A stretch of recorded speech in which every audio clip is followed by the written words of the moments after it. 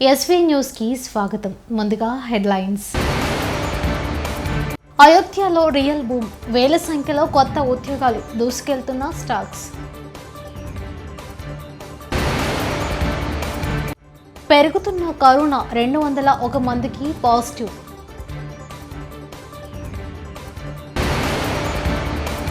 కుతుబ్షాహీ సమాధుల వద్ద 13 దేశాల ప్రతినిధులకు సీఎం విందు.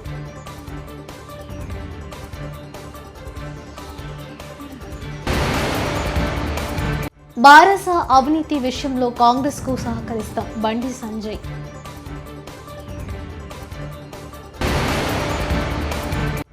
నందమూరి నారా కుటుంబాలను విమర్శించే స్థాయి కేశినేని నానికి లేదు, కేశినేని చిన్ని. ఇక బాలరాముడి ప్రాణ ప్రతిష్టకు అయోధ్య నగరం ముస్తాబవుతోంది. జనవరి 22న ప్రధాని మోదీ సమక్షంలో ఈ కార్యక్రమం జరగనుంది. అయోధ్య అంటే కేవలం ఆధ్యాత్మిక నగరి మాత్రమే కాదు, త్వరలో ఎంతో మందికి పొట్టను నింపనున్న అన్నపూర్ణగా మారబోతోంది. అయోధ్య ప్రారంభోత్సవంతో ఆ ప్రాంతంలో రియల్ ఎస్టేట్ భూమి ఏర్పడుతుందని నిపుణులు అంటున్నారు. తద్వారా వందల సంఖ్యలో కంపెనీలు అయోధ్య చుట్టుపక్కల పెట్టుబడులు పెట్టడానికి ఆసక్తి చూపిస్తాయన్నారు. తద్వారా స్థానికంగా ఉపాధి అవకాశాలు మెరుగుపడతాయని స్పష్టం చేశారు. ఇలా భవిష్యత్తు ఆశలు అయోధ్యలోనే వివిధ రంగాలపై పడుతోంది. వేల సంఖ్యలో తరలివచ్చే భక్తులతో ఇక్కడ మౌలిక సదుపాయాలు మరింత మెరుగుపడనున్నాయి. రాష్ట్రంలో కోవిడ్ కేసులు నిలకడగా సాగుతున్నాయి. బుధవారం 201 మందికి పాజిటివ్ గా నిర్ధారణ కాగా బెంగళూరులో 121, తుముకూరులో 14, మైసూరులో 10 మందికి కాగా మిగిలిన జిల్లాల్లో అంతకులోపు కేసులు నమోదయ్యాయి. 257 మంది డిశ్చార్జ్ కాగా ఒకరు మృతి చెందారు. 974 మంది చికిత్సలు పొందుతున్నారు. కాగా కొత్త వేరియంట్ తో పెరుగుతున్న కేసులలో ఆందోళన వద్దని వైద్యులు అంటున్నారు. హైదరాబాద్ లోని కుతుబ్షాహీ సమాధుల వద్ద 13 దేశాల ప్రతినిధులకు ముఖ్యమంత్రి రేవంత్ రెడ్డి విందు ఇచ్చారు. America, Iran, Turkey, UAE, UK, Japan, Thailand, Germany, Sri Lanka, Bangladesh, Australia, France, Finland దేశాల ప్రతినిధులు ఈ విందుకు హాజరయ్యారు. పారిశ్రామిక పెట్టుబడులకు రాష్ట్రంలో ఉన్న అవకాశాలు సద్వినియోగం చేసుకోవాలని ఆయా దేశాలకు సీఎం విజ్ఞప్తి చేశారు.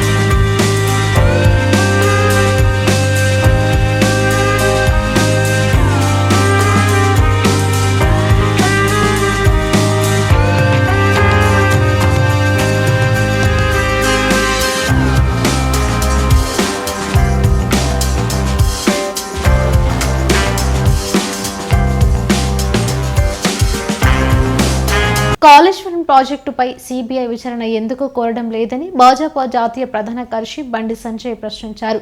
కేవలం మేడిగడ్డపైనే జ్యుడిషియల్ విచారణ అంటున్నారని తెలిపారు. రాష్ట్ర ప్రభుత్వం కోరితే సిబిఐ విచారణ జరిపించేందుకు కేంద్ర ప్రభుత్వం సిద్ధంగా ఉందని స్పష్టం చేశారు. కాంగ్రెస్ తీరు బారస నేతల అవినీతిని కప్పిపుచ్చేలా ఉంటుందని ఆరోపించారు. కాళేశ్వరం ప్రాజెక్టు మీద సిబిఐ విచారణకు మీరు సిద్ధమా? ఫస్ట్ దాని మీద స్పష్టం చేయాలి. అది ఒకటి. కేసీఆర్ బీనామీతో సిబిఐ విచారణ మేము కడతాం. ఇప్పుడు గతంలో కాంగ్రెస్ పార్టీ ఏం చేసింది? సిబిఐ విచారణ జరపాలని చెప్పి లేఖలు రాసింది. అప్పుడు భయపడ్డటువంటి బీఆర్ఎస్ పార్టీ ప్రభుత్వం సిబిఐ వ్యతిరేకంగా ఏ విధంగా తీర్మానం చేసిందో ఏ విధంగా చేసిందో తెలుసుకోవాలి. మరి కాంగ్రెస్ పార్టీ ప్రభుత్వం ఇలా రాష్ట్రంలో ఉంది కాబట్టి సిబిఐ విచారణ కోడడం తప్పేందు వరకు ఇవ్వాలనినా చీఫ్ జస్టిస్ లేఖ రాశారు. మేడిగడ్డ బ్యారేజ్ మీద మాత్రమే విచారణ జరపాలని చెప్పి. మరి పూర్తి కాళేశ్వరం ప్రాజెక్టు మీద విచారణకు కాంగ్రెస్ పార్టీ ఎందుకు చీఫ్ జస్టిస్ లేఖ రాయలేకపోయింది? ఇంకా మేడిగడ్డ బ్యారేజ్ మీద ఎందుకు రాస్తున్నది వల్ల? మరి ద్వంద్వ విధానాలు ప్రజలు సహించరు. మరి బీఆర్ఎస్ పార్టీ అవినీతి మీద కాంగ్రెస్ పార్టీ కొట్లాడితే మేము కూడా పక్కా కలిసి వస్తాం. బీఆర్ఎస్ పార్టీ అవినీతిని సహించలేకనే, ఆ కుటుంబ పాలన అరాచకాన్ని సహించలేకనే మీకు అధికారం ఇచ్చారు. మీరు కూడా అదే అహంకారంతో అదే ధోరణితో మీరు ముందు పోతే ప్రజలు చీత్కరించుకుంటారు. ఇలా అవినీతి విషయం, బీఆర్ఎస్ పార్టీ అవినీతి విషయంలో, విచారణ విషయంలో మీకు సహకరించడానికి భారతీయ జనతా పార్టీ సిద్ధంగా ఉంది. కేంద్ర ప్రభుత్వం అవినీతికి వ్యతిరేకంగా విచారణ చెప్పడానికి మేము సిద్ధంగా ఉన్నాం. మేము కలిసి బీఆర్ఎస్ పార్టీ నందమూరి నారా కుటుంబాలను విమర్శించే స్థాయి ఎంపీ కేశినేని నానికి లేదని ఆయన సోదరుడు కేశినేని శివనాథ్ అన్నారు. తమ కుటుంబంలో ఎప్పటికి నుంచో కలహాలు ఉన్నాయి. వాటితో తెదేపా అధినేత చంద్రబాబుకు సంబంధం లేదని స్పష్టం చేశారు. బుధవారం సీఎం జగన్ ను కలిసిన అనంతరం కేశినేని నాని విమర్శలు చేసిన నేపథ్యంలో చిన్ని స్పందించారు. ఈ కుటుంబ విషయాలు, పార్టీ విషయాలు కలపకూడదని ఏ రోజు మీ ముందు మాట్లాడలేదు. నిజంగా మా కుటుంబంలో సమస్యలు ఎప్పటి నుంచో ఉన్నాయి. అసలు చిచ్చు పెట్టింది ఎవరా అనేది మీ అందరికీ తెలుసు. నా భార్య మీద ఒక స్టిక్కర్ గురించి ఒక దొంగ కేసు పెట్టింది మీరు. అంతేకాకుండా నా కుమారుడిని కూడా గ్రీన్ కార్డు రానివ్వనని చెడగొడతానని పలు బంధుమిత్రుల దగ్గర వ్యాఖ్యానించింది మీరు. అంతేకాకుండా కుటుంబంలో అందరినీ రకరకాలుగా వ్యాఖ్యానించారు. కానీ ఏ రోజు కుటుంబంలో ఉన్న బాధ్యతలను ప్రజల ముందుకు తీసుకురాకూడదనే బాధ్యతతో నేను ఇంతవరకు వచ్చాను. ఇవాళ చంద్రబాబు నాయుడు గారు మేము మా కుటుంబ సభ్యులు అందరూ తరపున మేము సారీ చెప్తున్నాం. ఎందుకంటే నిజంగా మా ఇబ్బందులని తీసుకొచ్చి మీరు పెట్టారని ఆయన వ్యాఖ్యానించడం చాలా దురదృష్టకరం. అంతేకాకుండా ఆయన ఒక విషయం చెప్పారు, నారా లోకేష్ గారి స్థాయి ఏంటని. ఒక్కడి గుర్తుంచుకో నాని గారు, ఆయన ఒక మాజీ ముఖ్యమంత్రి మనవడు, ఒక ముఖ్యమంత్రి తనయుడు. అంతేకాకుండా ఆయన యువగళం పాదయాత్ర మొదలైతే లక్షలాది మంది తెలుగుదేశం అభిమానులు, కార్యకర్తలు, ప్రజలు ఆయన వెన్నంటి నడిచి ఆయన యొక్క నాయకత్వ పటిమేంటో తెలిపారు. మన కుటుంబం స్థాయి ఆ కుటుంబాలని విమర్శించే స్థాయి కాదు. మనం ఆయన్ని విమర్శించే స్థాయిలో మనం లేవు. మన స్థాయి నిర్ణయించాల్సింది ప్రజలు, పార్టీ కార్యకర్తలు. అంతేగాని మనం ఎప్పటికప్పుడు డబ్బా కొట్టుకోకూడదు. మీరే చెప్పారు చాలాసార్లు, జగన్ ఒక అవినీతిపరుడు, అమరావతిని 3 రాజధానులని అమరావతిని చెడగొడుతున్నారు, ఇట్లా రకరకాల వ్యాఖ్యలు చేసిన మీరే ఇవాళ వచ్చి అమరావతిని ఇక్కడ వేస్ట్, 3 రాజధానులే ముద్దని నీవు జగన్ని కౌగులించుకుంటే ఇంతకన్నా దౌర్భాగ్యం ఇంతకన్నా లేదని నేను అందరికీ సర్వనేయంగా చెబుతూ, ఇటువంటి మా కుటుంబంలో జరిగిన విషయాలన్నీ అవి మా వ్యక్తిగతం, పార్టీకి ఎటువంటి సంబంధం లేదు. పార్టీ రాకముందు నుంచి ఈ విషయాలు జరుగుతూనే ఉన్నాయి. నేను ఏదో సేవా కార్యక్రమాలు చేద్దాం, కరోనా తర్వాత రాష్ట్రం ఇబ్బందుల్లో ఉంది, ప్రజలు ఇబ్బందుల్లో ఉన్నారు, చంద్రబాబు నాయుడు గారు ముఖ్యమంత్రిగా కూడా లేరు, విపత్కర సమయాల్లో ఎంతో కొంత నేను సంపాదించిన దాంట్లో ఎంతో కొంత ప్రజల సేవా కార్యక్రమంలో నిమగ్నమై వచ్చానని చెప్తున్నా. ఏ రోజు నేను ఎంపీ కింద ఉంచుంటానని అనలేదు, ఏ రోజు మీతో గొడవ ఉందని అనలేదు. మీరు పలుమార్లు మీడియాల్లో నన్ను చులకనగా మాట్లాడినా కూడా కుటుంబ బాధ్యత కింద నేను ఎక్కడా కూడా విస్మరించకుండా నేను అనేది ఇంతవరకు చెప్పలేదు. కానీ మా ప్రజలు కానీ, మా కార్యకర్తలు కానీ, ఇవాళ మా తెలుగుదేశం కుటుంబం కానీ, మీరు చంద్రబాబు నాయుడు గారిని, లేకపోతే తెలుగుదేశం పార్టీని, లేకపోతే తెలుగుదేశం కార్యకర్తలు, తెలుగుదేశం సంస్థాగతంగా నిర్మించుకున్న పార్టీని మీరు విమర్శిస్తుంటే ఎవరు ఊరుకోరు. మీకు హెచ్చరిస్తున్నాను, తప్పక దీనికి శాస్తి అనుభవిస్తారు. ఇప్పటికైనా ఇటువంటి వ్యాఖ్యలు చేయరాదని అందరూ. తిరుపతి జిల్లా శ్రీకాళహస్తీశ్వర ఆలయాన్ని ప్రముఖ సినీ నటుడు సుధీర్ బాబు కుటుంబ సమేతంగా దర్శించుకున్నారు. రాహుకేతు సర్పదోష నివారణ పూజలను చేయించారు. శ్రీ జ్ఞాన ప్రసన్నాంబికా దేవి సమేత శ్రీ వాయులింగేశ్వర స్వామిని దర్శించుకున్నారు. అనంతరం వారికి స్వామివారి తీర్థ ప్రసాదాలను అందజేశారు.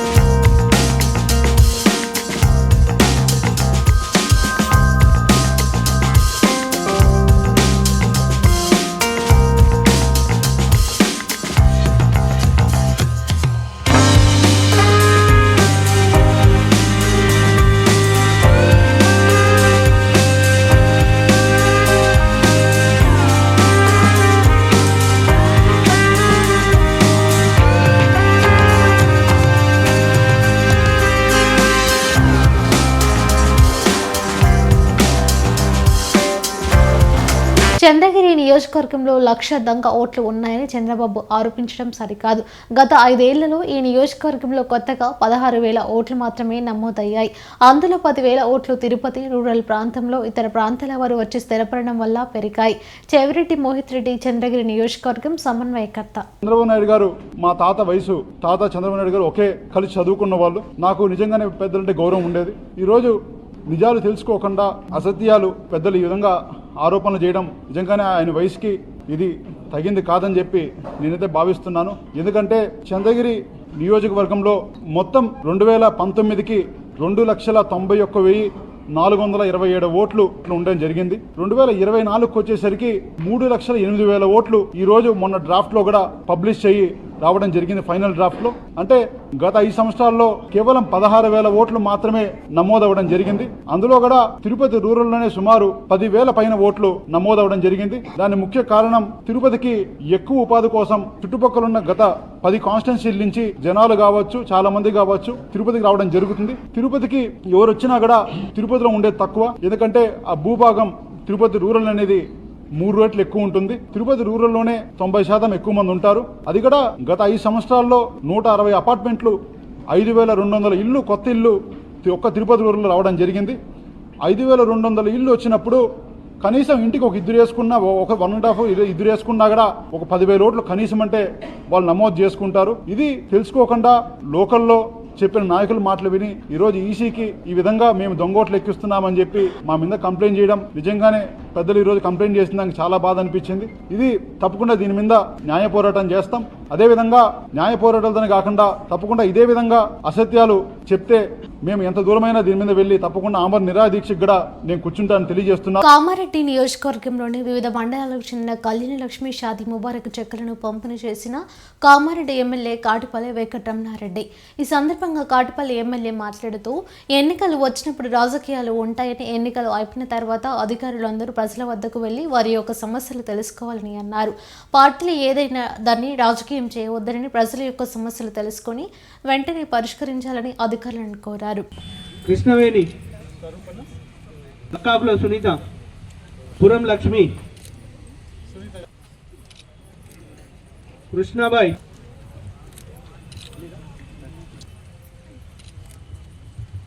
భారతీబాయ్, లక్ష్మీబాయ్,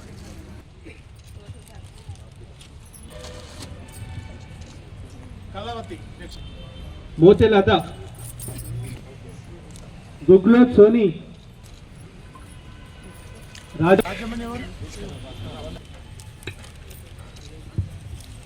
లక్ష్మి, జనగామ జ్యోతి,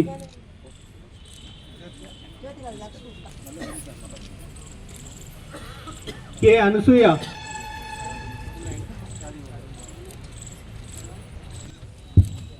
ముంతాజ్,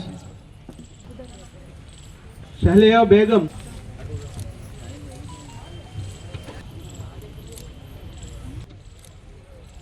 రేష్మా బేగం,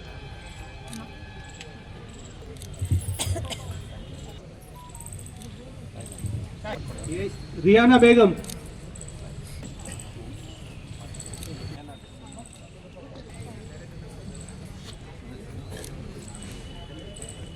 మొహమ్మద్ ఆబేదా, అల్లూబి,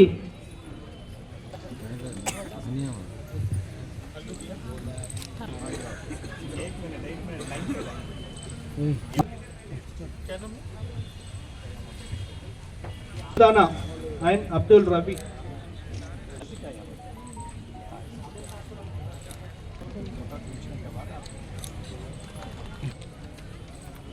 नेहा नाजिमा, जुमाला स्वप्ना,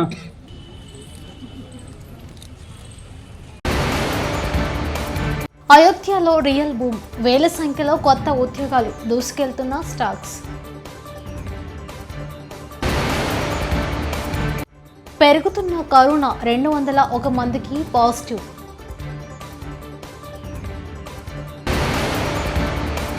కుతుబ్షాహీ సమాధుల వద్ద 13 దేశాల ప్రతినిధులకు సీఎం విందు.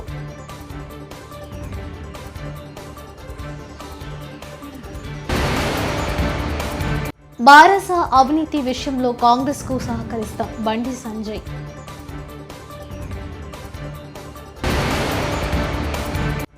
నందమూరి నారా కుటుంబాలను విమర్శించే స్థాయి కేశినేని నానికి లేదు, కేశినేని చిన్ని. ఇవి బులెటిన్ విశేషాలు. చూస్తూనే ఉండండి ఎస్వీ న్యూస్.